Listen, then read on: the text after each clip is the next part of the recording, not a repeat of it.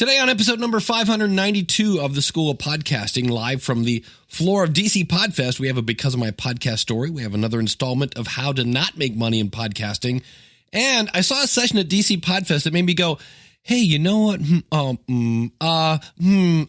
Wait, no, yeah, it's a little greasy.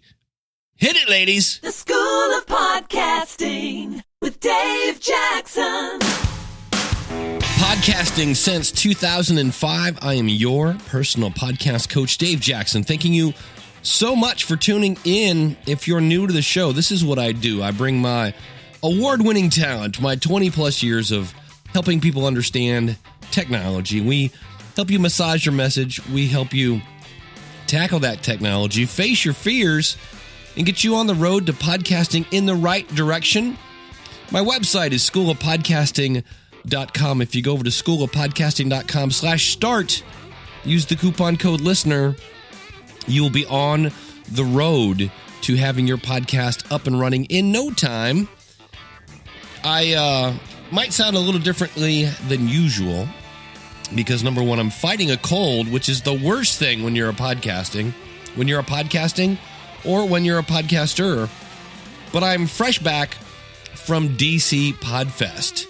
And man, was it a blast. Even though much of the time I felt like, I was hopped up on, seriously, I'm not making this up, Mucinex, Sudafed, aspirin, Airborne, and anything else I could get my hands on to clear up my nose. But you know what's really cool about this? I think it was the Beatles that said you get by with a little help from your friends.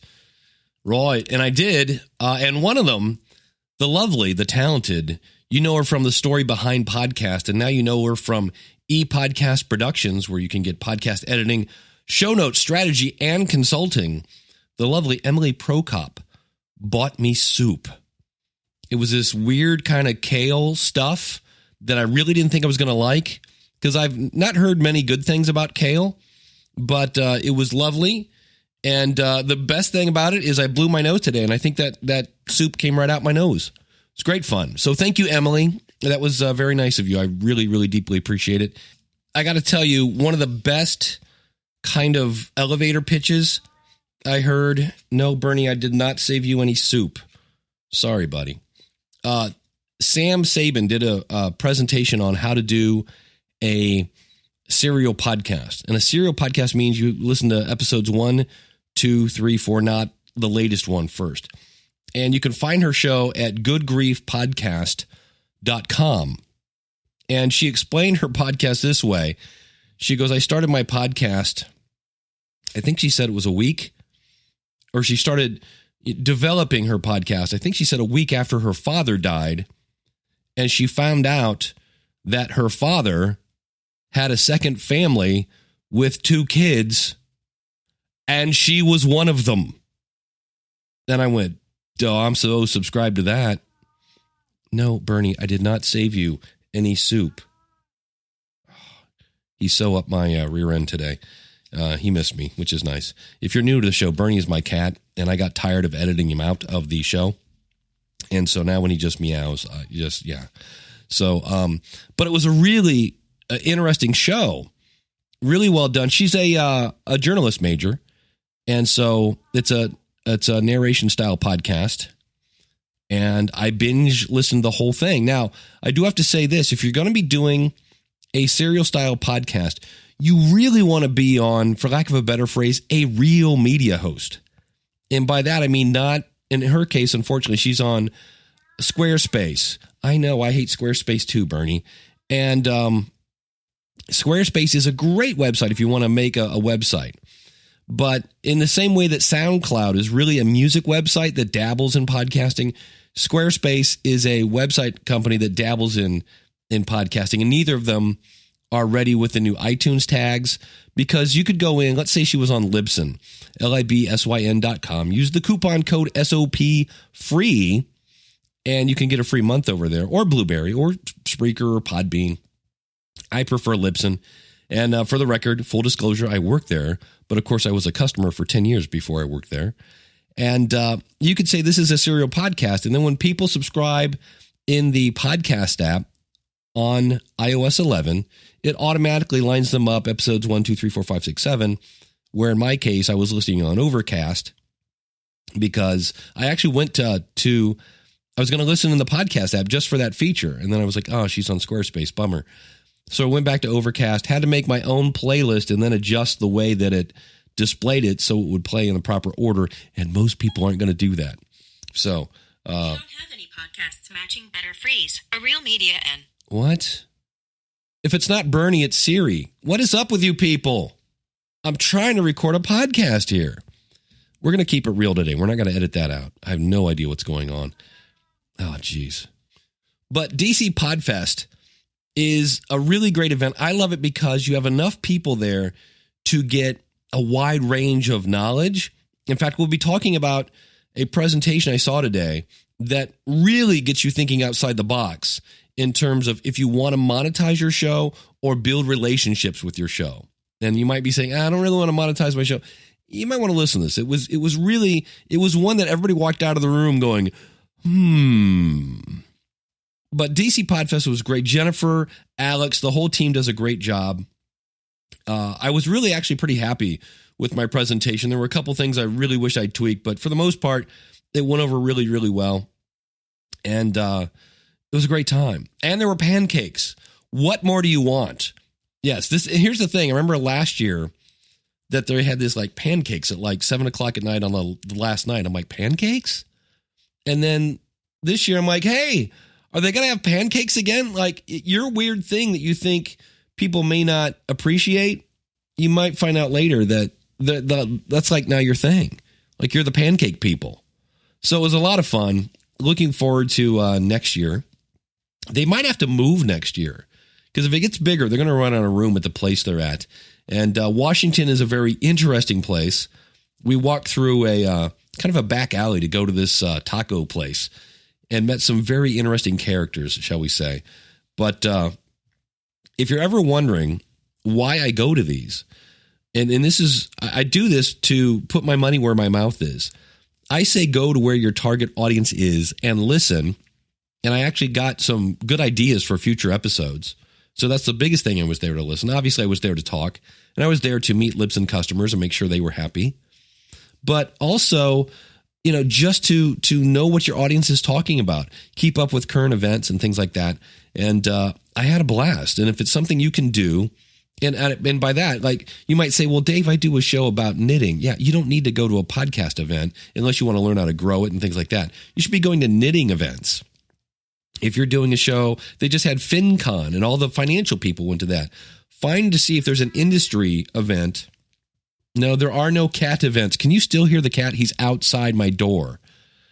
And so if there was a cat convention, Bernie would want to go to that. He would. Seriously, that's outside the door. But to wrap this up, if you can get in front of your target audience or get to meet your peers in your industry, go to a live event. There really is nothing better.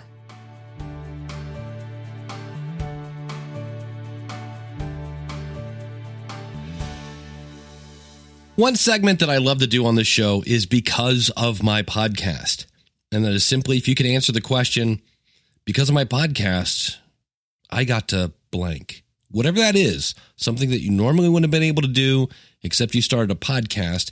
And so this one is live from the DC Podfest floor. All right, I'm here live on the floor of DC Podfest. And I'm here with Stephanie from the DC Diary podcast. And she has a lovely Because of My Podcast story. And it goes a little something like this. So I got my master's degree in public administration. My whole plan was to work in policy and really get into the nitty gritty on details and stats and like look at programs and do program evaluation. But on the side, I was working on DC Diary podcast, and it was a passion project of mine. I didn't really think it would turn into anything. But because of my podcast, I transitioned my career to work from policy, and now I work in media and communications for the federal government. And loving it? I love it. Excellent. I got to combine the things I like to do every day with the mission that I want to accomplish, and that's the best thing that could have happened. And where can we find your podcast? It's at DC Diary on Twitter, Instagram, Facebook, and if you search DC Diary in iTunes or any of your podcasting apps, you'll find us. Thank you very much. Thank you. And you can find her at dcdiary.com. Their website says DC Diary facilitates relationships that go beyond a business card. We bring together a community of DC professionals and provide a platform to share your stories, experiences, and personal narrative in an authentic way. Through our flagship publication, DC Diary Podcast, we share these experiences with others. So again, check that out, dcdiary.com. I wish I would have taken a picture of it. She had this cool portable vocal booth that she had built with like bubble gum, paper clips, and a couple. It was just amazing. And it all fit in her minivan, but it was really pretty cool. And I was actually interviewed on that. And I'll be interested to hear what that sounded like. If I was smart, I would have recorded her in that booth, but I didn't. How did I record that? I did the Bob Barker. And you're like, what's the Bob Barker, Dave? That's where you fire up your iPhone 6S, you hit the voice memo, and when you talk, you put it in front of your mouth, and when she talks, you put it in front of hers, and then you run it through Auphonic, and that is the Bob Barker, and that's how I recorded it. The nice thing about this event is there was no like Libsyn booth, so I was able to go to different sessions. And one of the sessions I went to was called Size Doesn't Matter, Build a Monetization Program with Any Size Audience with Doug Sandler and Strickland Bonner. And Doug and Strickland host the Nice Guys on Business show, and their websites states that they have over 1 million downloads, and they showed proof in their session, and I can verify that they're not lying. And I have said in the past that one of the benefits of starting a podcast is people who would normally really just not give you the time of day now will sit down to talk with you on a podcast. And we've seen the use of the power of podcasting, of being part of the media to partner with events and get access to vendors. Glenn the Geek has done that, right? That's access through your microphone. And we know that interviewing people that you want to start a partnership with, it's a great way to break the ice. You just want to get their attention. And when you say, I have a podcast, and they come on, it's a great way to start that relationship. At least they know who you are now, right? You're on the map. And Doug repeated his main point. He kept saying, you have to reverse your thinking. And instead of focusing so much on the audience and your downloads, he says you have to focus on the person in the chair, meaning their guest. You have to focus on your guest. And he said, you have to put your brain on backwards for this.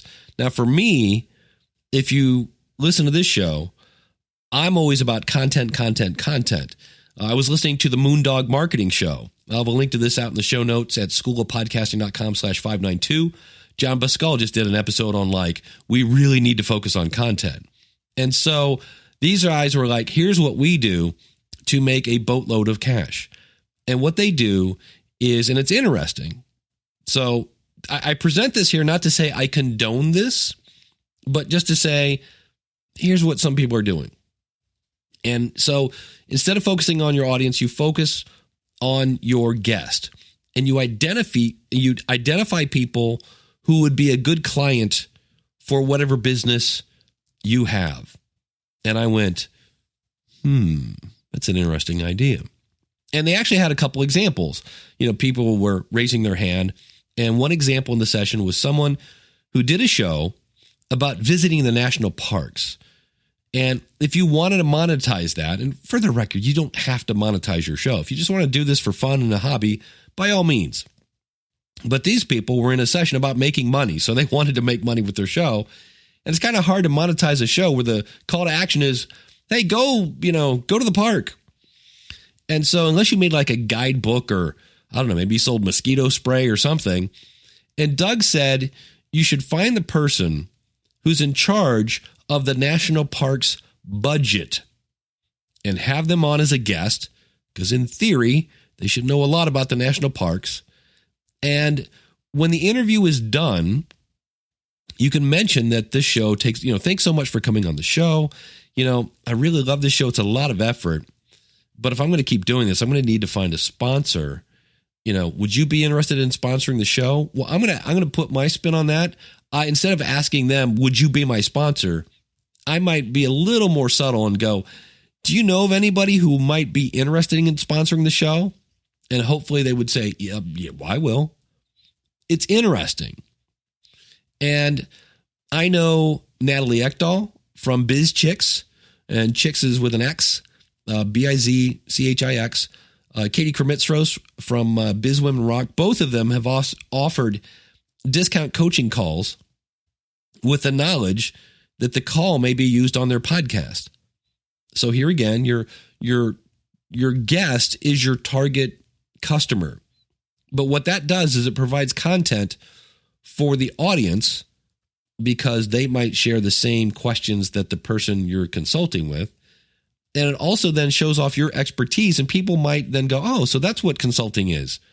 I wouldn't mind doing that. And again, I was like, okay, I see where people have done this. And I've had people say, look, I don't care how many downloads I have. I don't care how much interaction I'm getting. I'm getting to talk to people I have no business talking to. So I get this. And, Doug pointed out that if you're a coach, you might interview people who need a coach. And I started to think about that a little bit. And I'm like, it gets a little confusing. Because if I'm a coach and I interview somebody who needs a coach, well, then one might think that they aren't that successful, because otherwise, why would they need a coach? And with that in mind, if it's not a live coaching call, what kind of content is the person who needs a coach going to create? They can't tell me their success story, because if they had a success story, they wouldn't need a coach. And so that's where things got a little south for me. And I was kind of like, well, what if your target customer, your prime prospect, is a horrible guest? And because I'm all about content. And to me, it was weird to have it not focused on the audience, right? It's all about you. I don't want to put crap in your ears. And it was just so different. And they said that their conversion was around 20%. So for every 10 guests, they would get 2 new clients. And they're charging a ton of cash. It's turnkey podcasting. And they charge anywhere from $5 to $20,000 to set up a podcast. Did I mention that you can learn how to podcast for $49 a month at the School of Podcasting? And so this whole idea kind of goes against my grain about not worrying about, and they're not saying we don't care at all about our audience. Obviously they do. And if you listen to the show, they have a lot of production. It's kind of a comedy business show. The episode I listened to said the parts of Doug and Strickland today will be played by Donnie and Marie. And I was like, what? So that was kind of interesting. And when I asked them, like, what if your person is boring? They said they always did their best in the interview to, stop it from being too boring. And they did say they didn't let just anyone get on the microphone. They said there was a vetting process. And I was like, all right, that's cool. So I left the session scratching my head a little bit. I kind of see where this could be cool in terms of, and when I say cool, I can see where, again, I just want to, from my perspective, you can use this to talk to people that you normally wouldn't get a chance to talk to. My take on this, I'm not sure I'm going to let somebody, because for me, you listening right now, you want to learn how to grow your podcast, how to plan it, maybe what equipment you used, what hurdles you had to overcome. And if I interview somebody, my target audience is somebody who doesn't have a podcast yet. So why would I interview somebody who doesn't have a podcast on a show about podcasting? Now, I might interview a really top blogger who doesn't have a podcast yet and ask them how they come up with ideas and how do they market their blog. Maybe. But are you going to identify with somebody who isn't a podcast? Sir? I don't know that I would. I'd be like, why are we talking to the blogger? It's a podcaster. Not that there's anything wrong with bloggers, but so, and there's more to this story, and it's a little controversial. And so I'm going to stop this discussion here. I've actually reached out to Doug because there was something that I went, can't say I agree with that one. And if you're new to the show, in the past, there was a guy that was charging people to be interviewed on their show. And I was like, what? because that guest is bringing you content. You're already getting paid in content. Why are you charging them? Wow, what a ripoff. What kind of monster would do such a thing? And the person came on the show. We did this thing called a dialogue. For those of you that are under 20, there are times in America where we could actually talk to each other and express different opinions without throwing chairs at each other. And so I've invited Doug to come on and have a dialogue about his vetting process. And I'm not going to say what it is yet. I'll see if Doug comes on the show. But the guy that was charging people for the interviews was a businessman who was making a lot of money with his business.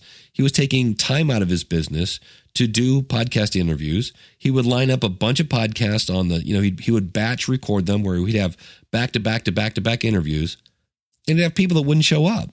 Well, that's costing him money. And so it wasn't a huge amount of money. And he did it. And when he started charging people, they quit not showing up. I know that's a double negative, but he had no more no-shows. And I think he might even said he gave some of it back. But he did that as kind of a cover charge. And so I went, oh, now that I understand that, maybe that's not such a bad thing in his situation. And if you've ever read the book, The 7 Habits of Highly Effective People, Stephen Covey calls that understand before being understood. And if you're in any kind of relationship, do that. So if like you're married or you're in some sort of relationship and your spouse is like, oh, I can't believe you are doing, you're right, you're in that kind of situation, hear them out first.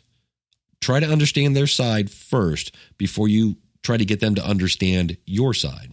So understand before you are understood that you're upset and angry. And you might find that you're not upset and angry after you actually hear their side of the story. So we'll be talking about that in the future. I will keep you updated. And if Doug doesn't come on the show, I will just, we'll jump off that bridge when we get to it. Don't forget the last episode of the month, November 27th, we are doing an episode that's based on your feedback. So I need your feedback. And I need this by November 20th. That is, if you're listening to this on the 13th, that is next Monday. And the question is, what are you going to be doing differently in 2018? Because it's going to be here real quick. Then while you're recording stuff, I also need this by November 20th. And that is, if you could only pick one, and I know it's hard, but you can only pick one podcast to listen to. What is your absolute favorite podcast? And if you can tell me what it is, where it is, what it's about, and then the big one, why is it your favorite? Then be sure to say your name. So it'd be like, hi, this is Dave Jackson from the School of Podcasting. I help people plan, launch, and grow their podcast. You can find me at schoolofpodcasting.com.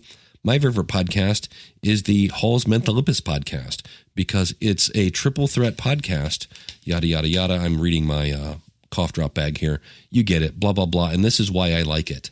You can find it at hallspodcast.com. And thanks so much. And that'll be it. It's super simple. The hardest part is picking one. But the reason we do this, if you're new to this, is we want to know why. It's always fun to hear the why. And if you're new to the show, I really would like to hear your voice. And I want to hear all you folks that have been doing it every year. And that will be the last episode of the year. With this year happens to be Christmas. So that'll be going out December 25th. So again, just to revamp, I need this by November 20th. And that is number one, what are you going to be doing differently in 2018? And then send another one with what is your favorite podcast and why. I look forward to hearing from you. We've gotten some really great responses already. This podcast is part of the Power of Podcasting Network. Find it at powerofpodcasting.com. Changing the world, one download at a time. She is back, the one and only Jessica Kupferman. I got to hang out with her this weekend, and she is always a blast to hang around, and she comes with her marketing background. She's a person that will help you Actually, if you're a smaller podcast, she sold her agency, JKM Agency, and is now 2 agencies have merged together. So she's still kind of working in that field. She actually plans on creating a course for small podcasters to learn how to do this on their own. But right now she's back to talk about another example of how to not make money with a podcast. Today's installment could be a doozy for some of you, especially since I know I'm talking about podcasters. And since I am a podcaster, you have to know that I fully come from your side first. Although I did, have I do have a marketing degree. But yeah, so this week we have an interesting situation where I have a podcaster. So a lot of times the larger advertisers like to do one test. They buy one episode, and then if it works out, and they see some jump in a couple weeks, then they end up buying for the whole quarter, sometimes for the whole year. It's a long-standing relationship, but you need to do the one test. So it's one of those food prep services, and I don't need to say which one, right. But the ones that send to your house and you make the food and, it's easy and convenient. Well, the podcaster was signed on for one episode. The week before, however, the podcaster decided to do a review and coverage of all of the services. Okay. So they talked about all the different services that are available and then linked to all of them in the show notes. Okay. Well, the advertiser saw the link to their product as well as all the competition's products and asked if the podcaster was also taking paid endorsement from their competition, to which I said no. And then they asked that they remove the links. And so to the podcaster's credit, and to their, and to their point, like, an advertiser does not have the right to tell you what you can and can't talk about on your show, right? Yep. However, do you think it's a good idea when you have an ad coming up for one product to link to all of them the week before? Yeah, that's one of those weird sticky areas because on one hand, you're just doing your show. I can see that point of view, but I can also see where the advertiser is like, hey, wait a minute, I'm paying to get in front of your audience. Why are you giving my advertisers or my competition that much exposure for free? This is one of those things where it's like how to not make money, right? Don't start linking to all the competition. Right. Well, Jess, thanks for coming on and sharing. We appreciate that. And again, we're not here to bash other podcasters. We're here to learn from maybe little mistakes or things we didn't think about. And I appreciate you bringing this to our attention. As always, it's a pleasure.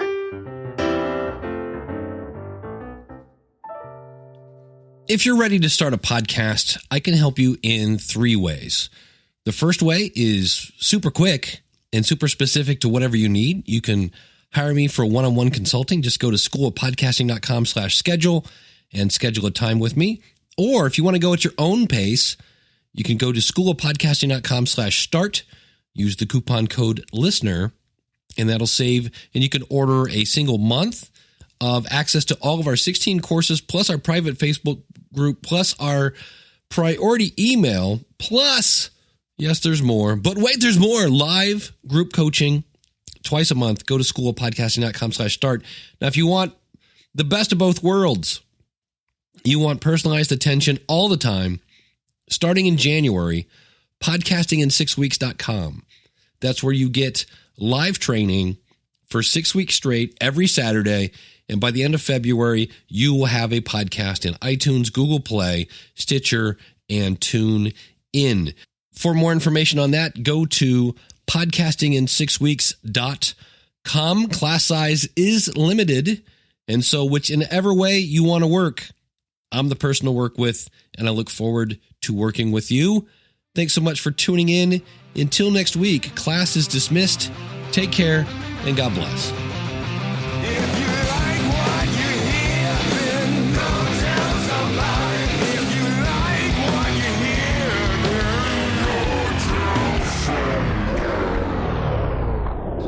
I love my cat, but there are times Shut up. All right. I'm just gonna leave this in. Here we go. Let's turn off the